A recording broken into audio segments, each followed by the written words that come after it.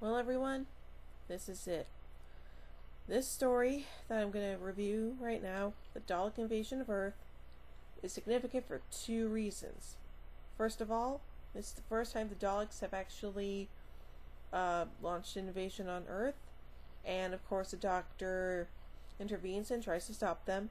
And secondly, this is the very last story in which the Doctor's granddaughter, Susan Foreman, this is the last time that she is, this is her last story as a companion. So, yeah, her last regular story as a companion. Yeah, I know she came back for the 20th anniversary special, The Five Doctors, but other than that, this is it. So, yeah, it's kind of very heartbreaking, but let's just do this and review this and so on and so forth. So, here we go. Okay. Here we go. Alright. The TARDIS materializes, the Doctor surmising from the surroundings they have landed in London, only to find it devastated and in ruins. It turns out the year is sometime after 2164.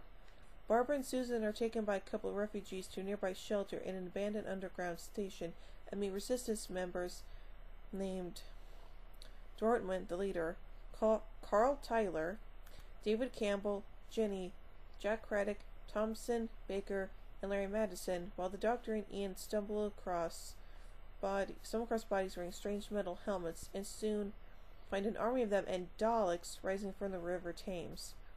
The Daleks take the Doctor, Ian, and resistance members on board their saucer and convert any escapees into Robomen.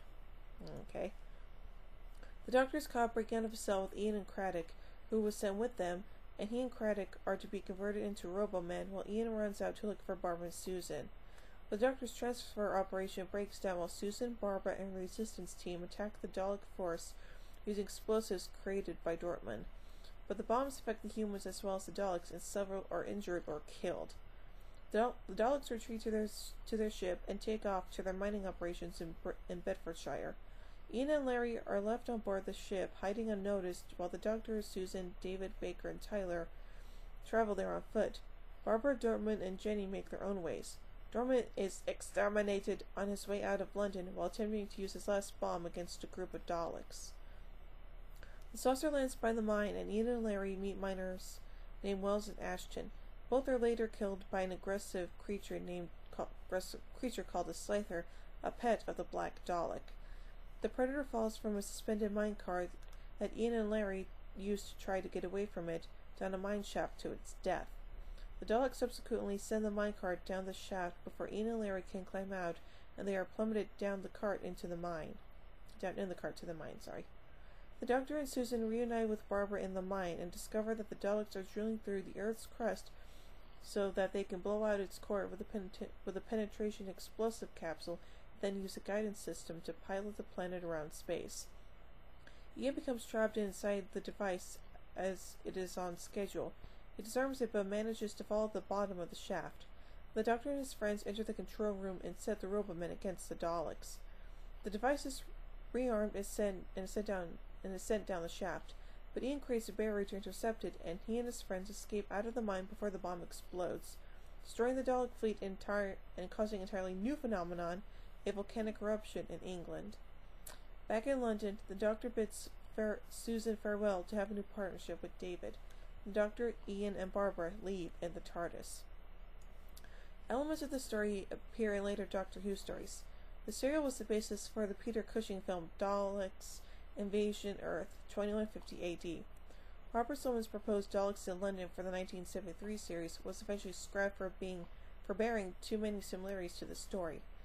The Big Finish Productions audio drama The Mutant Phase is partly set on Earth in the year 2158, when the Fifth Doctor and Nyssa encounter invading Daleks in a rapeseed field in Kansas. They plan to extract the Earth's core and the mineworks in Bedfordshire are mentioned, implying that the two stories are involved with the same invasion. The date of 2158 agrees with the above reasoning about the invasion having started in approximately 2157.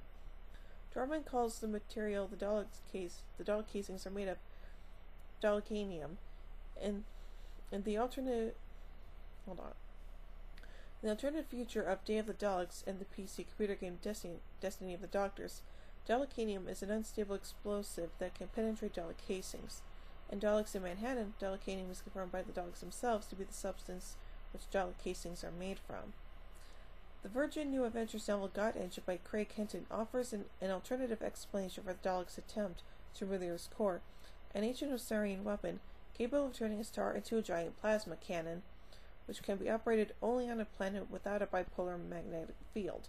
God Engine suggests that the Daleks were working with the royal group of ice warriors to assemble this weapon and plan to install it on the Earth.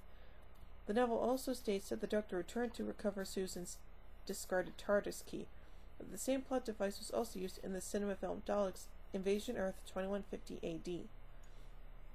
Footage of William Hartnell as the first Doctor from the final scenes of the serial were subsequently used as a pre-title sequence for the 1983 special The Five Doctors.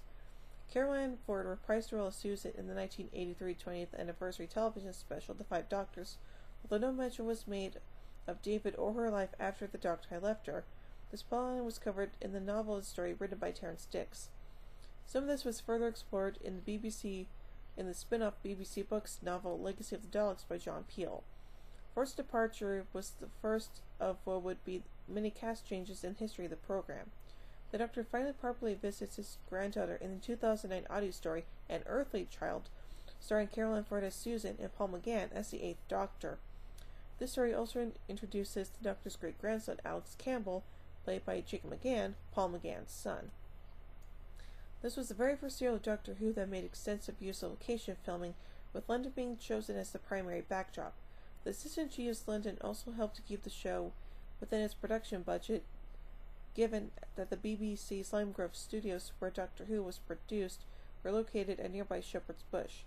Location filming took place in various parts of the city, including extensive sequences at Whitehall, Trafalgar Square, Winchester Bridge, Albert Embankment, and the Royal Albert Hall.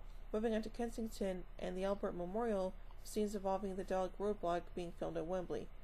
These scenes were shot in the early hours of Sunday mornings. Other locations were filmed at the abandoned Wood Lane Tube station in West London, and river sequences both shot beside the River Thames, at St. Catherine Docks in Wapping, and at Kew Railway Bridge.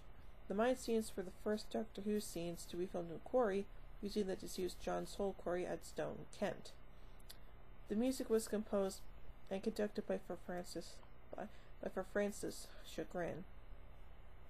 Working titles for the story included The Daleks, The Return of the Daleks, and The Invaders. The story has at times been called World's End, most notably for its frontispiece of its novelization. This is the title of the first episode and was applied to the story as a whole by the 1973 Radio Times 10th Anniversary Special and several lists that copied it. The story begins in the real World's End area of Chelsea in London. Paul Cornell, Martin Day, and Keith Topping wrote of this serial in the Discontinuity Guide. There are some wonderful exterior sequences with giddy scenes of Daleks on Westminster Bridge and in Trafalgar Square. The only thing that lets down the vast production values is the slather, obviously Dan Dare stuff, but done with such hallucinatory conviction that the end result is very impressive. In the television companion, David J. Howe and Stephen James Walker said that the story surely ranks as one of the serial's all-time greats, with impressive scripting and location filming despite some clumsy direction. They also praised the poignant and moving final scene. In 2008, Mark Braxton of Radio Times noted the continuity errors concerning the Daleks, but praised the supporting cast, location filming, and emotional ending. However, he pointed out that the ambition had consequences in the form of production shortcomings. The AV Club reviewer Christopher Bond wrote that the serial had not aged well at all because it frequently slow-paced and suffers badly